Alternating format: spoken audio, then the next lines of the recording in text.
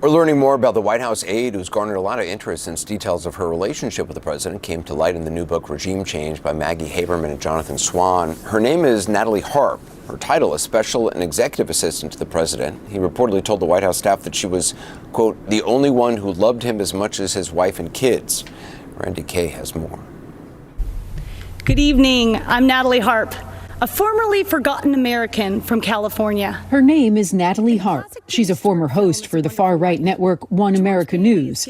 And today, at just 34 years old, is considered one of President Donald Trump's closest personal assistants. She's just totally devoted to him. In Oval Office meetings, she sits on the chair at the side of the room with her laptop open. Harp is known for toting around a portable printer and printing stacks of papers and positive press for President Trump on the spot. She's become known as the human printer. Trump basically just says, Natalie, get me this, or he's, Google this. In their new book, Regime Change, New York Times reporters Jonathan Swan and Maggie Haberman also report on letters that Harp has left for Trump. Swan described them as odd, adoring, and intimate. She has written him numerous letters that she's left for him, including one that says, you are all that matters to me, or some version of that. Raised the eyebrows of the Secret Service during the campaign. Mine too. Mine are up. Some of these letters that were left in some of his private quarters. According to Regime Change, Trump's chief of staff, Susie Wiles, asked, "Where am I?" upon learning about the letters. Harp first connected with Trump during her battle with stage 2 bone cancer, thanking Trump publicly for saving her life by signing the Right to Try Act in 2019. She claims that allowed her to receive experimental cancer treatment. I'm not dying from cancer anymore thanks to President Trump. I'm living with cancer. She shared her story and credited Trump again at the 2020 Republican National Convention. Because I wouldn't be alive today if it wasn't for you. They didn't give me the right to try experimental treatments, Mr. President. You did.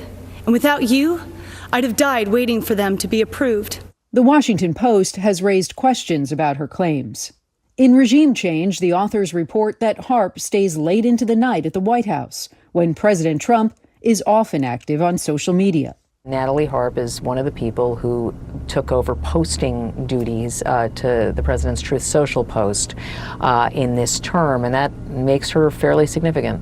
In May, the Wall Street Journal reported that Harp has frustrated some White House officials because she typically doesn't share draft posts with the Chief of Staff's office, communications aides, or national security officials. The paper also reported that Harp has told others she works for Trump and only listens to him.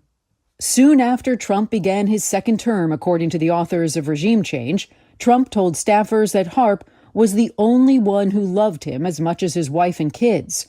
All of you will go off and make money, Trump said. She'll never leave me. One of his closest aides, Natalie Harp. Maggie and Jonathan report on how she became the president's gateway to information, supplying him with positive news stories and pro-Trump social media posts. They also write how she would often read the materials out loud to the president and later give him physical copies from a portable printer that she kept on her. According to the new book, Harp, quote, wrote Trump adoring letters that she left in his personal spaces, including one that read, "You are all that matters to me." Trump's chief of staff, Susie Wiles, told others that she remembered thinking, "Where am I?" And that Trump had taken to telling his staff that Natalie was the only one who loved him as much as his wife and his kids, adding, "All of you will go off and make money, and she'll never leave me." I mean, Maggie, obviously those of us who cover the president know Natalie Harp. Obviously, she's typically by his side all the time. For people at home, though, and as you're looking at the realm of figures that are surrounding him in this second term, what does this say to you? So a couple of things, Caitlin. Natalie Harp became omnipresent in the campaign, and we write about that. She was not one of the original people in 2021 in this very small group of people who was there, but at some point in 2022, she became somebody who was constantly with him on the golf courses when he was in Florida. Again, they would refer to her as the human printer because she had this portable printer where she would hand him pieces of positive information. What it says is that he wants to keep people around who either make him happy or feed him information that he prefers to hear. I mean, one of the scenes that we have in the book is him demanding the quote unquote real numbers during a tariff discussion when he is being told by his own staff what the actual numbers are, and he wants Natalie to go get him some different set of numbers that just didn't comport with reality. And he is more interested in information that he wants to hear and in seeking out something that validates what he believes, that he has always been interested in that. It was just harder for him to get. This time, it is much easier. And Natalie Harp is one of the people who took over posting duties to the president's Truth Social post in this term, and that makes her fairly significant. Yeah, I mean, Maggie, that part really stood out to me because basically, he was talking to the Howard Lutnick, the Commerce Secretary, Scott Bessent, the Treasury Secretary. I mean, this passage of the book talks about what he's hearing from all of these staffers, and he's telling Natalie, go find the good numbers that she had pulled up for him. I mean, it kind of takes you into how he equates his staff in terms of experience and whether they're in the cabinet or a staffer who follows him around. No, that's right. I mean, one of the things we used to hear in term one a lot, Caitlin, and in this way, this is a sort of more of a pure Trump aspect, and we describe Steve Bannon referring to Donald Trump that way and how much pure Trump was coming through. He often would assign multiple people the same job, but not quite like this.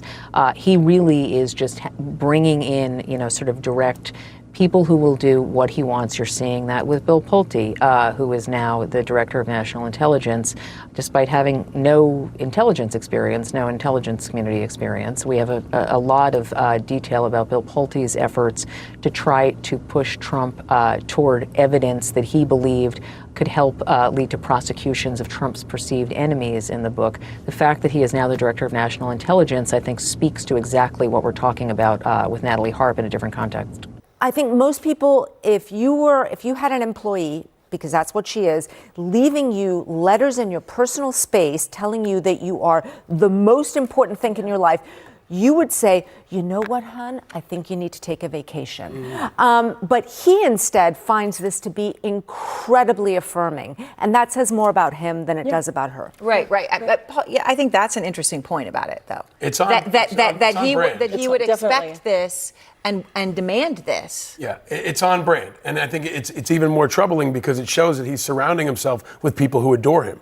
There are no conflicting ideas. There's no one challenging him. So if he wants to do something like bomb Iran, or he wants to do something like use a nuke, or he wants to do something like take out Venezuela, there's not a single voice around him that can offer any kind of contrast or challenge, all the way down to his assistant. Everyone is in this circle of sycophants, which is very, very dangerous. And you see that more in this administration, this second administration that he's in than the first, right? The loyalty around him is just insane. Look, I have been part of 2 administrations. I have never seen a role like this. It is unusual to have someone basically be a human printer and only put in front of you stories that you like, make sure you keep all the bad stuff away from him. It is it's a disadvantage to the American people because it is important for the president to hear both sides, the good stuff and the bad stuff. It is insane, and I have never seen anything like this. But again, it plays to what Trump likes.